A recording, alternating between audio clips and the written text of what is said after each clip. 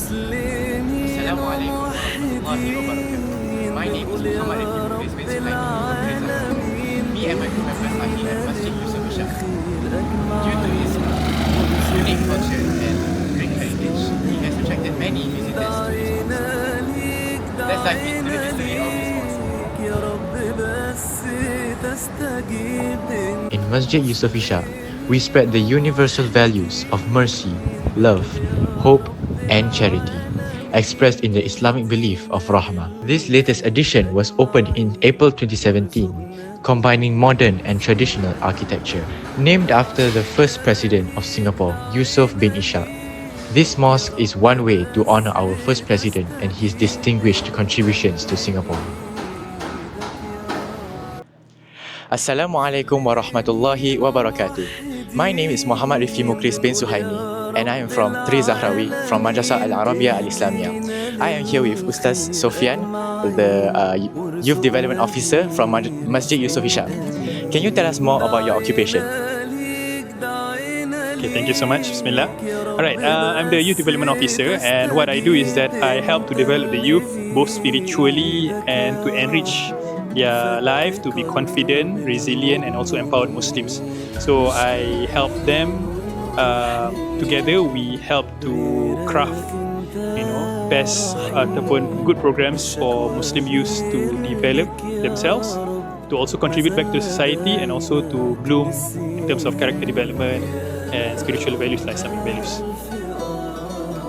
For my next question, how long have you been working in this occupation, and why did you decide to choose this occupation? Thank you so much. Okay, I've been working with the youth for several years now, in and out of mosques and other organizations as well. And I feel a strong passion to help develop the youth because I believe in discovering their spiritual values based on the journey that the common Singaporean Muslim face. And with that, I hope to be a mentor to them, to guide them, and both spiritually and also in terms of character development. Thank you. So, talking about challenges, what are some challenges that you face in this occupation that you can think of? Some challenges that I may face is that sometimes youths are of different pace and different stages in life, and sometimes they have certain problems which may not be exactly directly is connected to solving them. Some may include problems like bullying, problems at school, or even problems at home. Where here in the mosque we hope to empower them and enrich them with Islamic values, and hopefully with that slowly they can help to navigate through their lives in their own student lives. Inshallah. So, daily, what is your daily occupation routine when you do your job?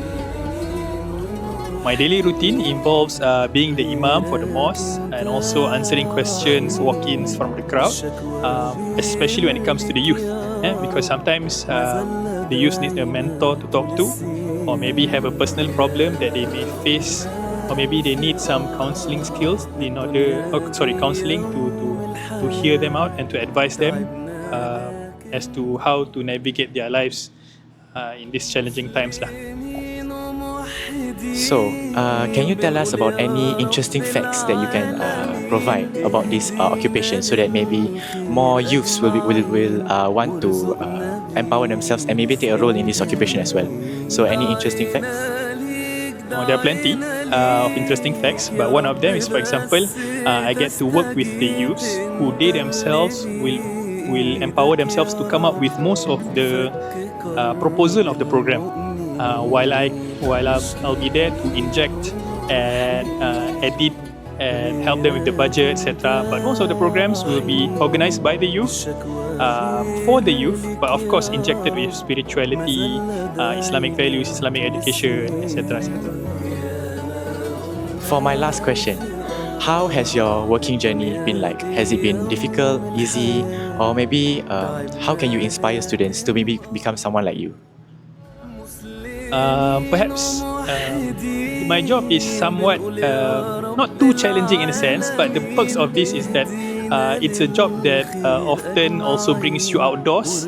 For example, we have hikes, for example, or collaborations with other organizations out there. So there'll be a lot of networking. There'll be a lot of outdoor programs or seminars that we can even conduct. And I hope that once I would like to invite all the youths out there to come and try to be a part of our organizing committee of the youth in Masjid Yusof Ishak.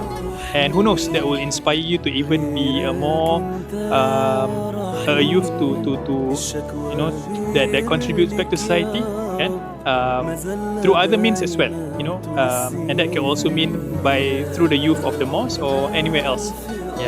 And we hope that that the youths can become inspiring Muslims even better than all of us here at Masjid Yusof Ishak. Okay, thank you for your time and your effort. Maybe youths can try to participate in activities in this mosque as well. Shukran, thank you. What I had in mind was just merely someone who is useful, beneficial for the society. Alhamdulillah, I have been given this opportunity to serve as a social development officer since 2018. I started out at Masjid Hajar Rahimah Kebun Limau, actually, the mosque at Wampo, and then in 2022 I shifted here. I moved here serving as the social development officer in this mosque. So why did I choose to be this is it all goes back to the idea that I need to be someone who is beneficial for the society. I just want to know, are you familiar with what social development officer is? Not very. We are officers who handle cases, who handle applications of people who want to apply for Muiz Zakat, the Muiz financial assistance, the Muiz monthly financial assistance. So not all mosques in Singapore are as social development mosques. There are selected mosques which you can find them listed in the Muiz website. So, as a social development officer, do you face any challenges or disruptions when you work? What are the challenges that we SDOs face? Most of them might concern the applicants themselves. Applicants come from many different backgrounds. They come from many different households. They all have different problems. They don't all face the same problems. Some of them might be single parents. Some of them might have chronic illness. Some of them, due to old age, they are unable to work. And the list of problems goes on. Okay. I think some of the problems that we face is that when an applicant, I think one of the challenges is to explain to the applicants about how this application works, how the assistance works, how does the eligibility of the application works. Okay, because as we know, zakat is one of the Yes, of Islam. which one? Alamak. Okay, it's one is either the third or the fourth, depending on how you list it. Okay, zakat. And can anyone just receive zakat money? Not everyone. There is. Okay, who? There's the Amil, there's the people just masuk Islam. We have the Ibn Sabil and many other more. Okay, but of course the most important are the fakir and the miskin, the poor and needy. Okay, so not anyone, not just anyone can receive zakat. There are those who are really needy. They might be eligible to receive zakat. Okay, the most important part is what are the asnafs? Fuqara, masakin, amil, ibn sabil, fi sabilillah, riqab, gharimin. One more time. fuqara, masakin, amin alaiha wa mu'allafa qulubuhum wa fi riqab wa gharimin wa fi sabilillah wa nasal. So 8. Okay? 8. So of all the 8, of course we focus on this zakat one, this zakat assistance, we focus on the fuqara and masakin. Okay, so someone might have chronic illness, however they have an income that exceeds the limit. Someone might be a single parent, however they have savings up to 40,000 in their bank. Someone might be elderly, but they have support systems that is deemed sufficient. So it's not their outwardly condition. In very rare cases, things might get violent. So that is one of the biggest challenges that we as the SDOs face. Of course, I am speaking on behalf of myself. I cannot speak on behalf of others, but I believe these are some of the challenges that SDOs in general face. Thank you so much for that beautiful explanation about social development officers, and I hope we can learn a thing or two about the importance of having SDOs in our masjids. Thank you so much, Ustad, and hopefully we can see each other in the future. Amin. Thank you. Assalamualaikum warahmatullahi wabarakatuh. I am here with Puan Isha, the HR executive of Masjid Yusof Ishak. So, can you tell us a little bit more about your occupation? Assalamualaikum. So I'm the HR executive at MYI. So I do briefly is that I take care of the staff in terms of their welfare. I do administrative work like making sure that everyone's leave is accounted for, and I train our staff by sending them for trainings and keeping them updated in terms of their skills. Have you encountered any challenges or problems along the way during your occupation? I did encounter a few issues, for example, manpower. Like for big events like Maulid or Hari Raya, we do have shortage of staff. Because we need to allocate each staff on each level, sometimes we do not have the manpower for that. Even if we have volunteers, there's still shortage. Then, because the mosque is a very unique organization, there's a lot of things that I need to consider. Like, for example, some leave benefits are not. I cannot have a structure for everyone. I need to be flexible so that it can suit the different jobs.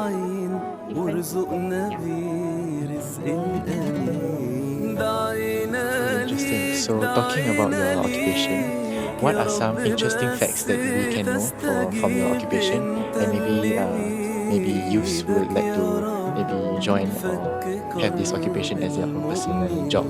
So, what are some interesting facts you can tell us? Like for HR in the mosque, I think one interesting fact is that not everyone knows that there's a HR specifically for a mosque, which I think that is interesting, and that as long as you love people, you love to deal with people, the grey colours of people, I think you can come and join the mosque. You can not only help the staff or the people around you, but you do impact the community as well. So, for my last question, I would like to ask, how has your journey been for your occupation? Has it been really easy or really hard or moderate? I think it has been moderate because I just joined and it's my first time in the mosque sector, so I have a lot of things to learn, I have a lot to adapt, and I think I can still Okay, thank you so much, Panisha, for your answers to my questions. So I think we all can learn a little bit something here, which is to even if you are new in a mosque sector, then we will be able to adapt and do a good job in our occupations. So thank you. Thank you so much. Assalamualaikum warahmatullahi wabarakatuh. Assalamualaikum warahmatullahi wabarakatuh. I am here with Ustaz Abdul Fattah, who is doing community outreach for Masjid Yusof Ishak. So can you briefly tell us a little bit about your occupation? Okay, sure. Thank you. So, doing community outreach at this particular mosque is part of my job scope is to handle youth volunteers. As a whole, volunteer as a whole, not just youth, but at the same time looking after Muslimin volunteers and also Muslimah volunteers they are parked under community outreach. While doing that, while doing volunteer management, I also do partnerships with other organizations like MAECs, Woodlands Health, and also community centers so that to enhance like bringing the mosque to the community and also looking after family development. So part of the programs that we are doing in terms of family, I'm also in charge of that. Thank you. So speaking about this mosque, can you tell us more about the history of this mosque or Masjid Yusof Ishak? So as for Masjid Ishak, this is the latest mosque, although it has been 8 years, 8 years old. But this is currently still the latest mosque in Singapore, and it is named after our first president of Singapore, Mr. Yusof Ishak himself. So for those who doesn't know, maybe you can just browse through history who our first president is. But I just told you he was our first president of Singapore. So this mosque actually opened in April 2017, where the former Prime Minister, Mr. Lee Hsien Loong, was here to witness the officiation of this mosque. So there's actually also a video if you want to read more details on this mosque and its architecture. So you can browse through YouTube. We do have the history or some info facts videos of this mosque. Thank you so much for your explanation, and I think that will be it. Okay, thank you so much. Assalamualaikum warahmatullahi wabarakatuh. With numerous facilities to cater to the needs of the elderly and more spaces dedicated to family praying area, Masjid Yusof Ishak hopes to cater to the socio-religious needs of the Muslim community in the north.